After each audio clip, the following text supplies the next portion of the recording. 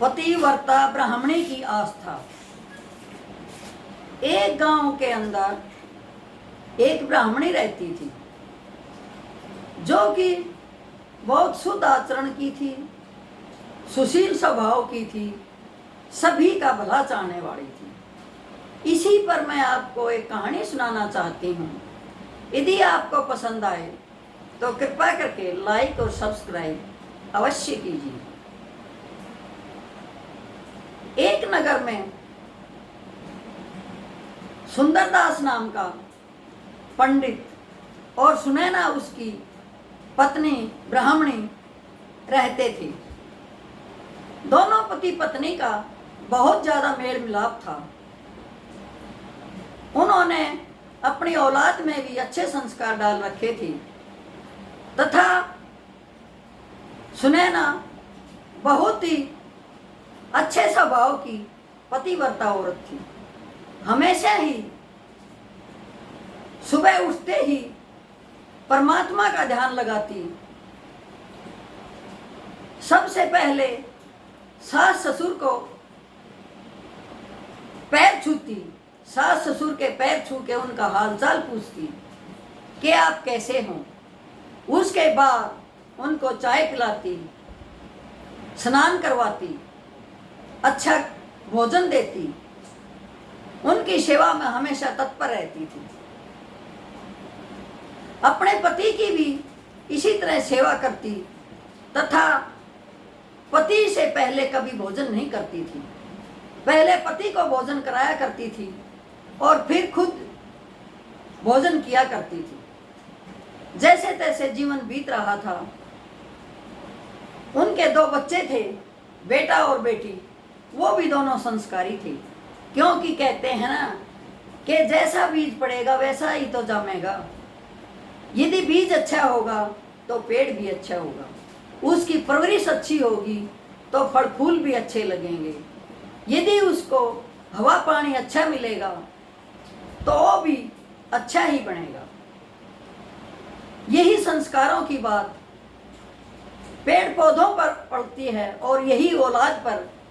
जैसा हम औलाद को संस्कार देंगे उसी के अनुसार हमें फल मिलेगा, उसी के अनुसार हमारी औलाद के संस्कार बनेंगे। अब ब्राह्मणी अच्छा जीवन जी रही थी। ब्राह्मण भी किसी के यहाँ हवन करवाने जाता, किसी के यहाँ पूजा पाठ करने जाता। शुद्ध आचरण वाला था, कोई लोभ नहीं करता था। जो अपनी सामर्थ्य अनुसार उसे देता था उसी में खुश होकर आता, अपने माँ बाप को सौंप देता और माँ बाप सामर्थ्य के अनुसार उसी से अपना खर्च चलाते थे। अब उसने कई ब्राह्मणों ने उसको कहा चलो भाई गंगा स्नान करके आते हैं, काफी टाइम हो गया। अब सुंदरदास कहने लगा कि गंगा स्नान करने में कई दिन लगेंगे, क्योंकि पहले समय में पैदल जाना आना पड़ता था, तो पैदल जाने में और आने में काफी समय लगता था। रास्ते में विश्राम करते थे, किसी भी के घर में भोजन कर लेते थे और फिर आगे चलते थे। इसी तरह से कई दिनों का आना और कई दिनों का जाना होता था। अब उसने अपनी पतिव्रता ब्राह्मणी को कहा, सुनैना, मैंने गंगा जी नहान जाना है, मेरे दूसरे पंडित दोस्त जा रहे हैं, मेरा भी मन करता है। अब ब्राह्मणी ने कहा, महाराज जाइए तो, लेकिन मैं खाना कैसे खाऊंगी? मुझे क्या पता चलेगा कि आपने खाना खाया या नहीं खाया? मैं खाना आपके बाद खाती हूँ, तो मैं खाना कैसे खाऊंगी? अब ब्राह्मण ने कहा कि चलो मैं टाइम बता देता हूँ। तो ब्राह्मणी को जचा नहीं। उस टाइम पे फोटो वगैरह होते नहीं थे, क्योंकि बहुत पुराना समय था। ब्राह्मण ने सोचा कि चलो भोली ब्राह्मणी है, पतिव्रता है मान जाएगी। अपने कमरे की दीवार पर एक अपनी तस्वीर चाक मिट्टी से बना देता है और ब्राह्मणी को कहता है कि सुनैना, तुम इस तस्वीर को भोग लगाना और फिर खाना खा लेना। परमात्मा मंजूर करेगा कि इसने अपने पति को खाना खिलाया है और बाद में खुद खाया है। जो भी सेवा करनी है इस तस्वीर की कर लेना, जो मैंने फोटो इस दीवार पे बना दिया है, और फिर बाद में खाना खा लेना। भगवान तेरी सभी मनोकामना पूर्ण करेगा।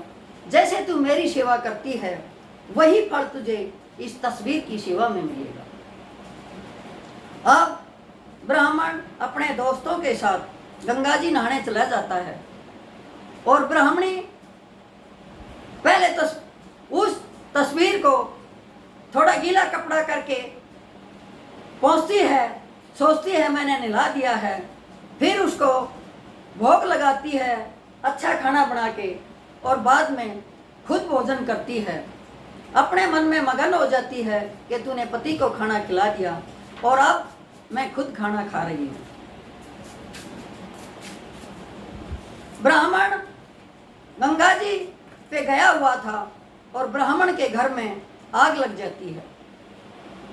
अब गांव वालों ने बूढ़ा बूढ़ी उनके बच्चों को सबको घर से बाहर निकाल लिया, लेकिन ब्राह्मणी घर से निकल नहीं रही थी। वो कह रही थी कि यहाँ मेरे स्वामी हैं, यदि स्वामी घर से निकलेंगे तभी मैं घर से निकलूँगी, नहीं तो मेरे स्वामी अकेले इस अग्नि में जल के मर जाएंगे तो मैं जी के क्या करूँगी।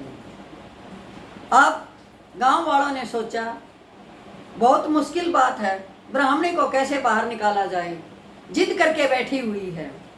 इतनी देर में परमात्मा ने आंखें खोली और देखा कि ब्राह्मणी वाकई में जल के मर जाएगी और तेरा नाम खराब हो जाएगा कि एक परमात्मा की भक्तनी जो कि पतिव्रता औरत है अपने पति के लिए जिंदा जल कर मर गई एक तस्वीर के कारण। तो मैं भगवान खुद दौड़े आए और उसके पति का रूप धारण करके कहने लगे, सुनैना बाहर चलो, मैं गंगा जी से आ चुका हूँ। अब क्या था, सुनैना तो घर से बाहर आ गई और जो ही घर से बाहर आई गांव वालों ने आग को भी बुझा दिया और परमात्मा भी अंतर ध्यान हो गए। अब सुनैना कहने लगी मेरे पति कहाँ गए। तो कहने का तात्पर्य यही है कि जो सच्चे दिल से पतिव्रता होती है, अपने पति की सेवा करती है, अपने बुजुर्गों की सेवा करती है, बच्चों में अच्छे संस्कार डालती है, आस पड़ोस में दुख सुख का ध्यान रखती है, उससे बड़ा धर्मात्मा कोई नहीं है। उसके लिए तो परमात्मा ने भी अपनी गद्दी छोड़कर उसे बचाने के लिए दौड़ कर आना पड़ता है। तो मैं आप लोगों को यही संदेश देना चाहती हूँ कि जो भी करो, भक्ति करो तो इतनी लगन से करो कि परमात्मा को भी मजबूर होना पड़े कि आपकी सहायता करने के लिए सब कुछ छोड़ छाड़ के दौड़ कर आए। मेरी एक यही छोटा सा संदेश था। यदि आपको पसंद आए तो कृपया करके सब्सक्राइब अवश्य कीजिए। धन्यवाद।